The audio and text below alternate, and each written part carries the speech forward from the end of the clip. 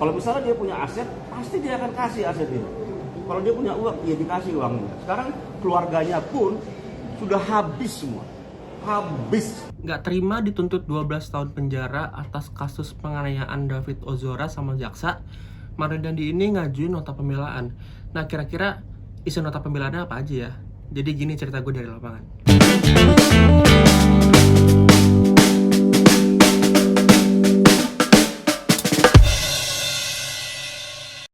Selasa 22 Agustus 2023, gue liputan ke PN Jaksel atau Pengadilan Negeri Jakarta Selatan.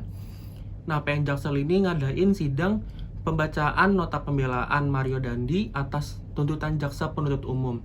Nah, jaksa ini sebelumnya nuntut Mario Dandi atas penganiayaan David Ozora selama 12 tahun penjara. Halo sahabat kompas.com, saat ini gue lagi ada di gedung Pengadilan Negeri Jakarta Selatan. Saat ini PN Jaksel bakal gelar sidang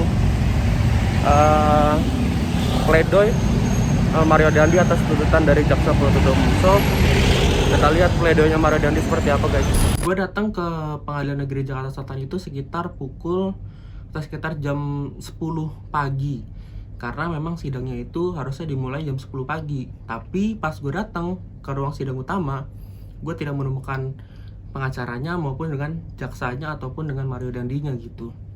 Nah, akhirnya gue nunggu di ruang sidang itu selama sejaman dan baru jam 11 siang sidang itu dimulai. Nah, pas Mario Dandi ini masuk ke ruang sidang, yang biasanya dia patantang petenteng, murah senyum ke orang-orang lain gitu.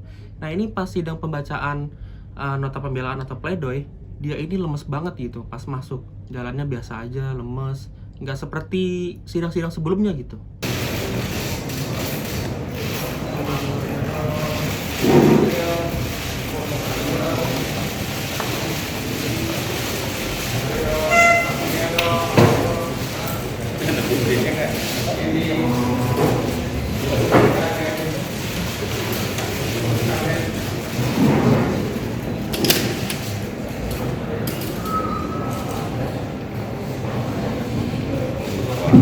Pembelaan Mario ini dimulai dengan dia minta maaf kepada David Ozora yang merupakan korban penganiayaan yang dilakukan oleh dirinya atau Mario Dandi. Nah, Mario Dandi ini bilang kalau misalkan dia tuh minta maaf ke David Ozora atas tindakannya, dan dia pun menyadari gitu kalau misalkan tindakannya ini atau dia melakukan apapun gitu nggak akan merubah kondisi David seperti sedia kala.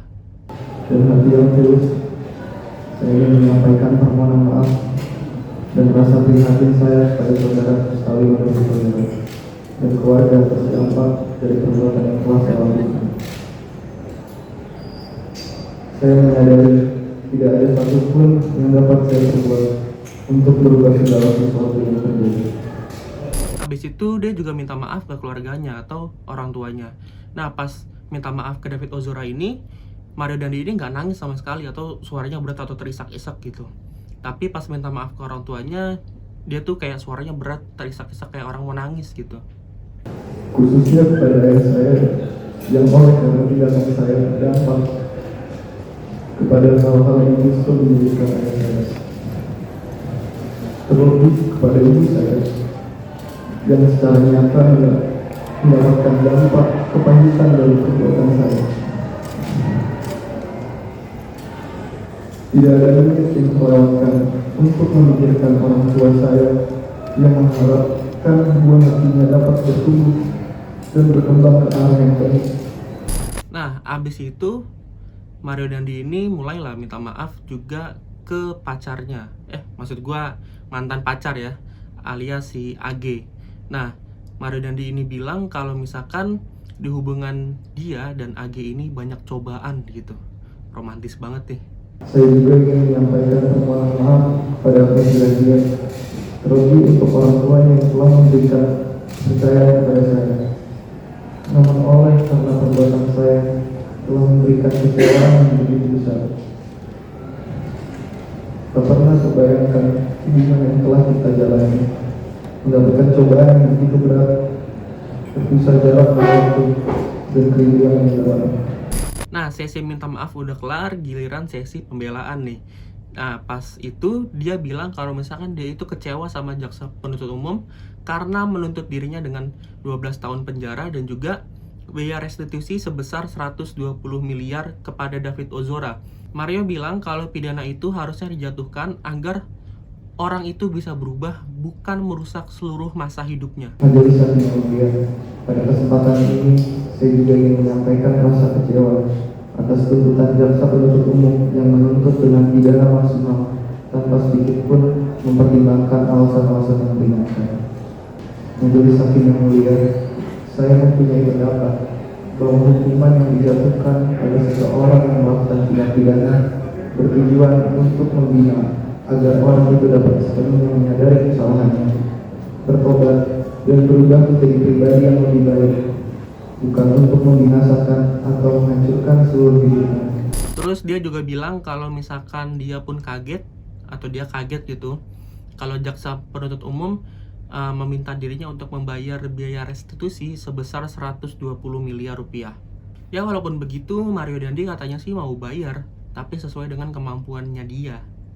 Nggak tahu sih seberapa banyak kemampuan dia untuk bayar restitusi itu. Saya bersedia membayar restitusi sesuai dengan kemampuan dan kondisi saya, yang mana saat ini saya sedang menjalani hukuman pidana, belum mempunyai penghasilan dan tidak memiliki harta apapun. Setelah nota pembelaan selesai dibacakan, hakim pun menutup persidangan. Nah, setelah sidang ditutup, Andreas ini yang dulunya jarang banget ngomong ke media gitu setelah sidang, akhirnya dia mau gitu diwawancarin sama teman-teman media gitu. Andreas ini bilang kalau misalkan kliennya itu memang melakukan penganiayaan terhadap David Ozora, tapi penganiayaan itu dilakukan tanpa perencanaan sama sekali. Andreas ini bilang kalau misalkan penggantian pidana apabila restitusi nggak dibayar itu hanya bisa dilakukan oleh dua tindak pidana. Yang pertama adalah tindak pidana perdagangan orang atau TPPO, yang kedua adalah tindak pidana terorisme. Restitusi itu kalau untuk perkara ini itu tidak bisa diganti dengan pidana penjara maupun pidana kurungan. Itu sudah sangat clear.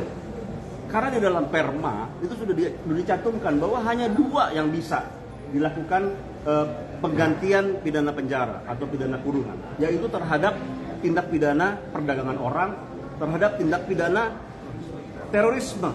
Jadi harus ada dulu undang-undang yang mengatur bahwa hal tersebut dimungkinkan. Nah, tadi di nota pembelaan kan Mario sempat bilang kalau misalkan Mario ini bersedia untuk membayar restitusi sesuai kemampuan dirinya.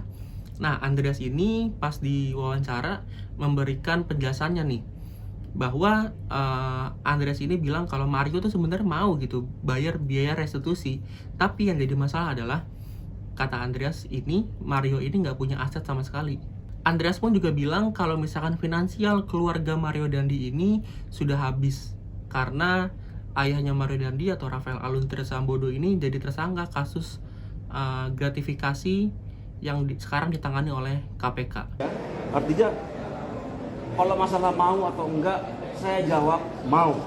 Cuman apakah dia mampu, itu yang menjadi masalah, gitu loh. Kalau misalnya dia punya aset, pasti dia akan kasih asetnya. Kalau dia punya uang, ya dikasih uangnya. Sekarang keluarganya pun sudah habis semua, habis, ya, sudah habis. Sekian cerita dari lapangan versi gua pada sidang Mario Dandi.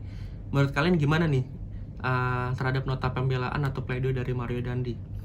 So, komen di bawah ya. Dan jangan lupa kalau misalkan kalian mau nonton cerita dari lapangan gua sebelum-sebelumnya, bisa cek di playlist YouTube-nya kompas.com cerita dari lapangan. So, begitu cerita dari lapangan gua pada sidang Mario. Jangan lupa like, comment, and subscribe di YouTube-nya kompas.com. See you di cerita gue selanjutnya. Bye-bye.